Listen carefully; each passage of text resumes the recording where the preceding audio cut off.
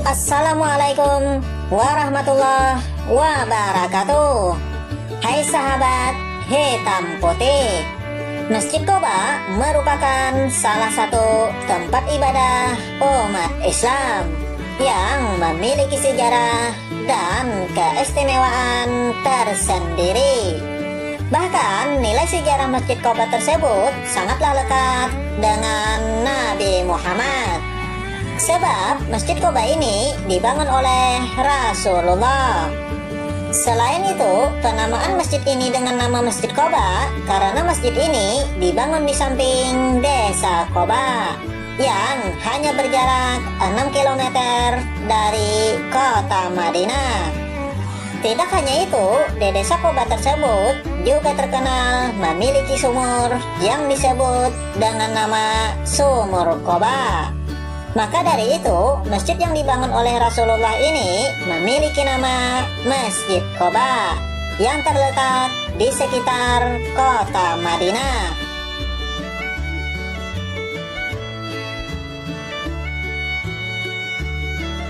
Menurut beberapa riwayat, Masjid Quba tersebut merupakan masjid yang pertama kali dibangun oleh Rasulullah pada saat Nabi melakukan hijrah ke kota Madinah.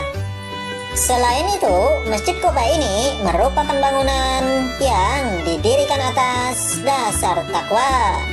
Sebab menurut catatan sejarah, Masjid Quba ini didirikan Rasulullah pada saat unta yang ditunggangi Nabi sedang berhenti dalam perjalanan hijrah dari kota Mekah ke kota Madinah.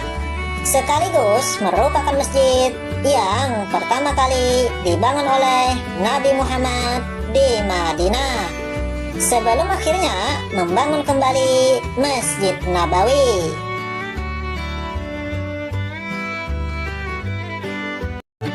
Ketika pada saat itu Rasulullah hijrah ke kota Mekah atas dasar perintah Allah untuk menghindari kekejaman kaum kafir Quraisy yang pada saat itu bertepatan dengan tanggal 8 Rabiul Awal atau 23 September 622 Masehi.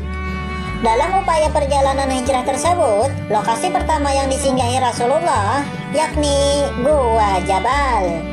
Bahkan di dalam Gua Jabal ini, Rasulullah bersama Abu Bakar sedang bersembunyi dari kejaran kafir Quraisy.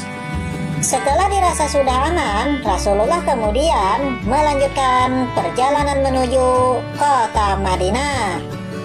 Sebelum tiba di kota Madinah, Rasulullah bersama Abu Bakar sempat singgah di berbagai tempat, di antaranya Padang Arafah, Lembah Badar, Bukit Uhud, Bukit Mina, dan yang terakhir Desa Quba. Sebelum akhirnya melanjutkan kembali perjalanan menuju kota Madinah.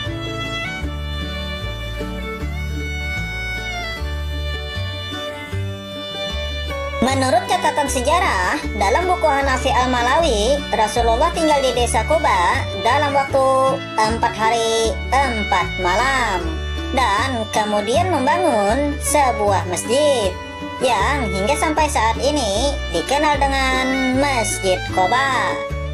Selain letaknya tidak jauh dari kota Madinah, Masjid Quba ini juga terletak di kawasan pinggiran Yastrib yang hanya berjarak 3 km bagian selatan kota Madinah dan 6 km sebelah tenggara kota Madinah.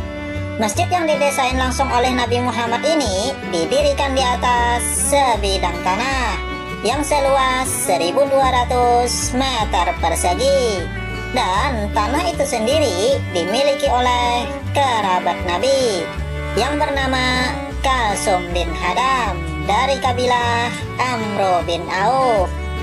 Bahkan ketika masjid ini pertama kali dibangun, memiliki tiang pohon kurma dan juga beratap tanah liat dan pelepah kurma.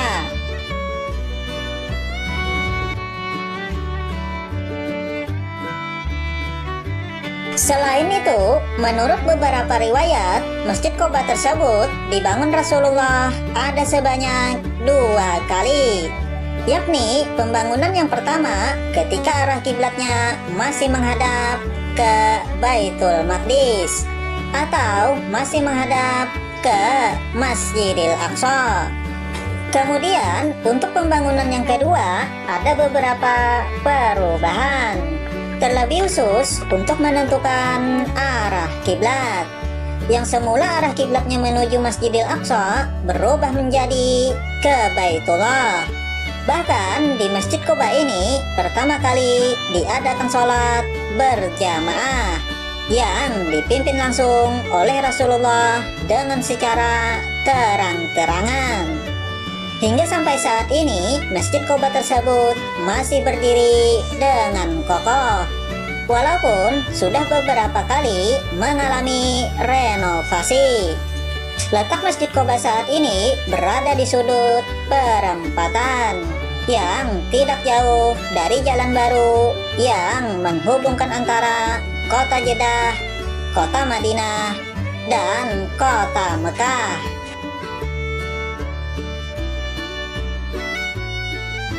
Maka dari itu, Masjid Quba ini tidak hanya memiliki nilai yang bersejarah, akan tetapi ada keistimewaan yang terdapat di dalamnya.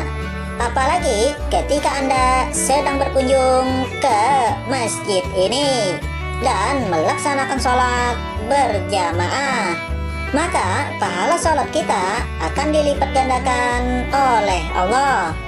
Seperti dalam hadis dijelaskan, barang siapa yang sholat di masjidku ini lebih baik dibandingkan dengan 1000 kali sholat, kecuali Masjidil Haram. Hadis riwayat Imam Muslim. Selain itu, di dalam hadis lain dijelaskan, barang siapa yang bersuci di rumah, lalu ia datang ke Masjid Quba, kemudian dia mendirikan sholat di dalamnya, maka dia mendapat pahala berupa umrah. Hadis riwayat At-Tirmidzi.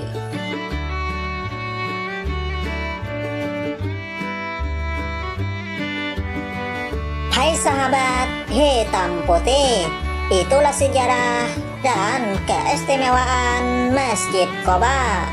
Semoga informasi kali ini bisa menghibur, berguna, bermanfaat, dan bisa menambah ilmu pengetahuan kita semua.